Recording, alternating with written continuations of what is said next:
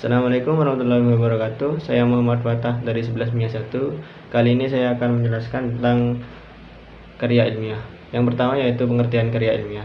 Karya ilmiah adalah suatu karangan ilmu pengetahuan yang menyajikan fakta dan data yang ditulis menurut metodologi penelitian yang baik dan benar dan dapat dibuktikan kebenarannya. Yang kedua yaitu tujuan karya ilmiah. Tujuannya yaitu untuk mempublikasikan ilmu pengetahuan kepada masyarakat. Yang ketiga yaitu ciri-ciri karya ilmiah. Yang pertama itu logis, yang kedua sistematis, yang ketiga objektif, dan yang keempat adalah faktual. Logis yaitu isi dari teks karya ilmiah dapat dipahami secara akal sehat.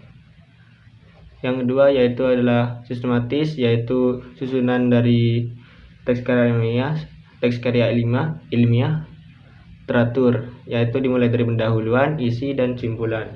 Yang ketiga yaitu objektif, yaitu berdasarkan pernyataan-pernyataan umum.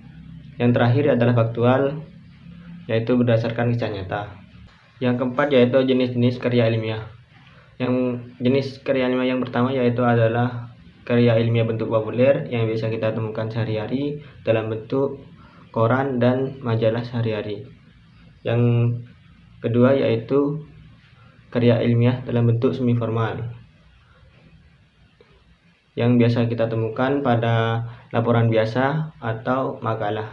Dan yang ketiga yaitu karya ilmiah bentuk formal yang biasa kita temukan pada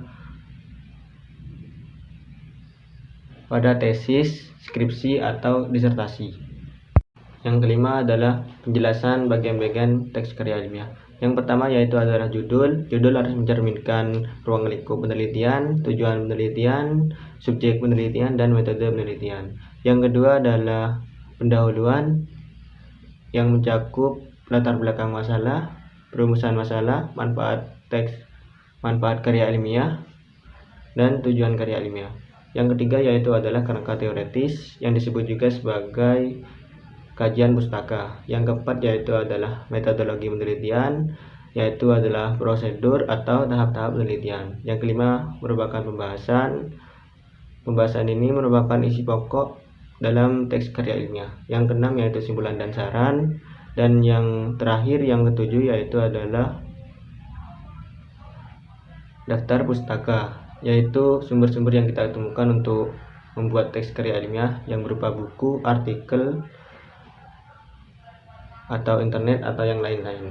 Yang keenam yaitu sistematika karya ilmiah yang terdiri dari dua bagian, yaitu bagian tubuh dan bagian melengkap. Bagian tubuh yaitu terdiri dari pendahuluan, isi, dan penutup. Sedangkan bagian pelengkap yaitu terdiri dari judul, kata pengantar, daftar isi, dan daftar pustaka. Yang ketujuh yaitu fungsi definisi atau batasan masalah karya ilmiah. Ragam bahasa yang digunakan harus lugas dan menggunakan makna denotatif. Hal ini dilakukan untuk mencegah timbulnya pemberian makna lain oleh pembaca. Yang kedelapan adalah penulisan daftar pustaka yang benar. Yang pertama yaitu adalah nama penulis, yang kedua tahun terbitnya, yang ketiga yaitu judul buku, yang keempat yaitu tempat penerbit, dan yang terakhir adalah nama penerbit. Dan yang terakhir atau yang kesembilan yaitu langkah-langkah menyusun karya ilmiah. Yang pertama yaitu menentukan topik, yang kedua membuat kerangka tulisan, yang ketiga mengumpulkan bahan, yang keempat yaitu pengembangan kerangka menjadi teks yang utuh dan lengkap.